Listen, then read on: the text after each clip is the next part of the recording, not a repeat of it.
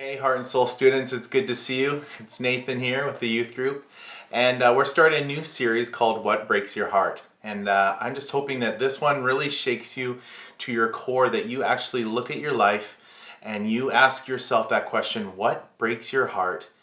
And really, what are you doing about that right now? We are interviewing a bunch of people about what breaks their heart, and today we're going to look at 3 different people. The first one is a foster mom who works with foster kids day in, day out. They live with her. She loves them just like her own children, and we're going to hear from her. We're also going to hear from LBE, which is Living Bible Explorers, and they're going to share about why they work in the inner city with students and kids. I hope you guys enjoy this series. I pray that it gets you excited to get involved here in Winnipeg or throughout the world in what you're passionate about, what breaks your heart. So let's start it. My name is Daniel Horn. I'm the Executive Director of Living Bible Explorers. And I'll be answering the question, what breaks my heart? When I think about that, and I think about the population that we serve, Living Bible Explorers serve some of the poorest kids and families in our country. There are things that come with being poor that make it really difficult to be poor.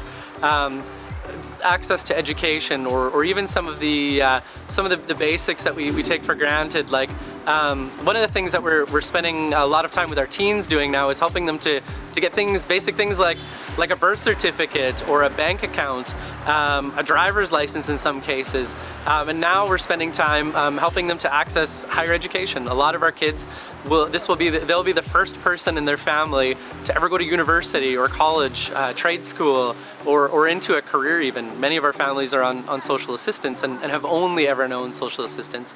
So one of the things that really breaks my heart is seeing kids that are so amazing and have so much potential, have such a difficult time navigating systems, and really finding their way in life. And so at LBE, we really work to help prepare kids for the rest of their life. God is at work in some of those things that I mentioned before. That God is at work with the people here, the directors. You're probably going to hear from Shannon next, and one of the things that our directors do is they spend a lot of time walking with kids. So this summer we had over 200 kids through our day camp program, and we spent time in relationship with them, getting to know them, providing a gospel message in a lot of cases. But often that gospel message comes in relationship. It comes when you're sitting next to somebody in a car. It comes when you're in a canoe with them, or when you're sitting next to them in the hospital. So my heart is broken all the time around here. Everything from teens not wanting to go home after program. They'd rather go to a shelter or anywhere than go home. A young person telling me they're not getting a birthday party for the sole reason that their mom blew this month's budget and has no money left. The 14-year-old who's been so abused and is so hopeless she takes her life. It's a lot of things that break my heart. I have seen God flow through this ministry in the way that every time I want to give up and walk away, He'll pour out some kind of blessing. Some kind of random thing will show up on the doorstep, or we'll get some random call, or some random people from Grant Memorial will come up and just encourage us. And and then that hope and that surprise factor, that wow factor of just God being amazing and great and huge, just flows through the staff and volunteers to these kids, and the joy of those kids flows right back to us. And it's just beautiful to see God work, creating connection, which is how we were meant to live.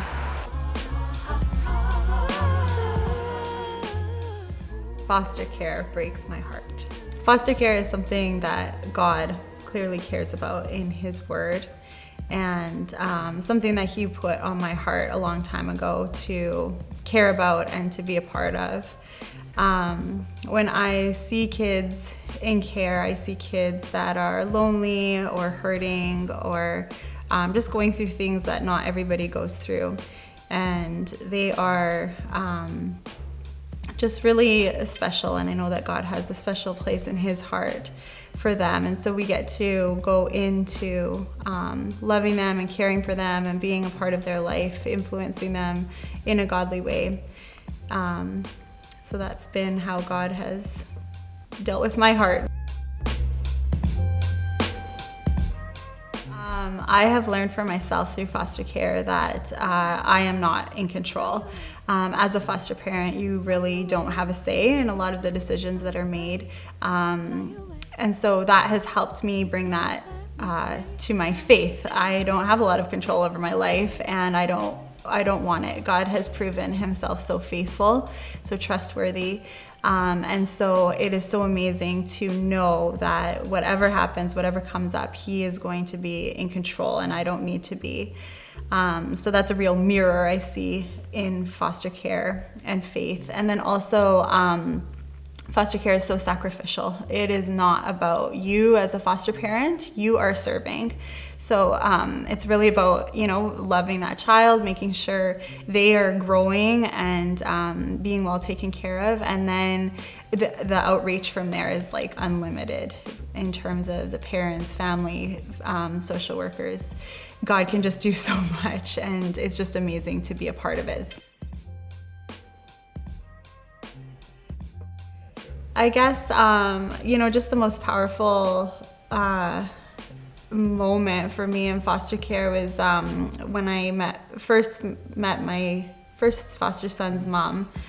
And, it really hit me. Like, this isn't just a standalone child. This is a child with a family, with a mom who cares about him. And for reasons she didn't have him at that time, and my heart broke for her that first time I met her. And I remember God saying to me in my heart, this isn't it for her. This is I'm not gonna leave her here, like this. And seeing the transition of her being able to grow and thrive and do everything that was expected to her beyond what was expected, and then for her to get her child back, it felt, for me as the foster parent, I feel like a stand-in, right? Because it's not my child, so there's a weird disconnect of like, you are expected to raise this child as your own, and you do, but then there's a family that really loves them, that wants them back. So getting to see that come full circle and getting to see her come to a point where that little boy could go home was the most amazing and exciting, and just that's what I want to see in foster care. That's why I'm in it, to see families reunited. In Winnipeg right now, I see a huge need for foster parents. There aren't enough foster parents to keep up with the demand of what CFS has. Isn't it crazy how these people are getting involved in so many different ways? But did you guys know that Jesus loves kids and teenagers? And this is a big reason why I'm in youth, is because my heart breaks for you guys. You guys are going through hard situations. You're going through adult problems that you shouldn't have to go through in your age. And I want to see you guys changed by the gospel. And I want to just love on you guys and make sure youth is a place that feels safe and that you feel cared for, and that your youth leaders can build community with you and love on you. And I also want to encourage you to get involved in the things that break your heart. And that's why we're going through this series with a whole bunch of different topics. And I hope that one of these topics throughout this series really connects with you. But today we're talking about families and kids and students. And let's just share a little bit out of the Bible about that. Jesus, just so you guys know, he loved kids and students.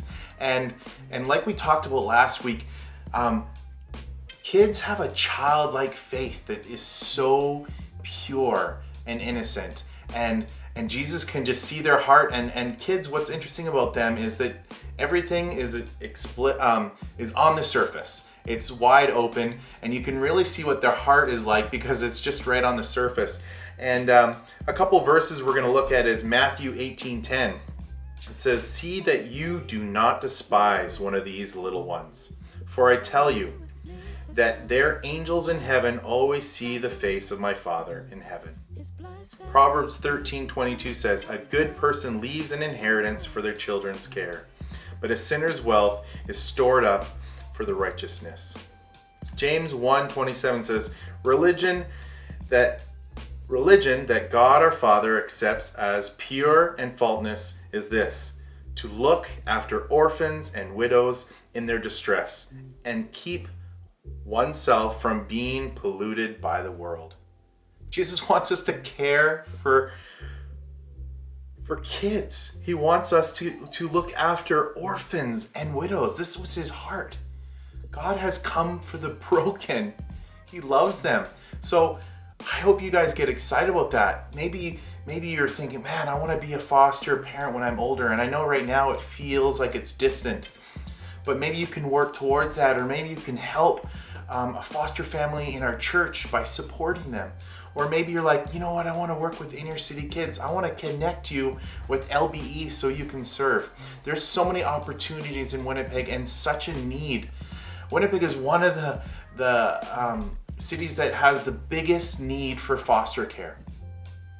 There's a huge need, and people are not answering that need, and I want to get you guys excited about that, to serve and to love on these kids. So if you want to get involved in any way, let me know. Talk about it with your small group leader, and let's start having these discussions about things that break our hearts. So I hope you guys had a good evening tonight in your small group night, and I just love you guys. Bye.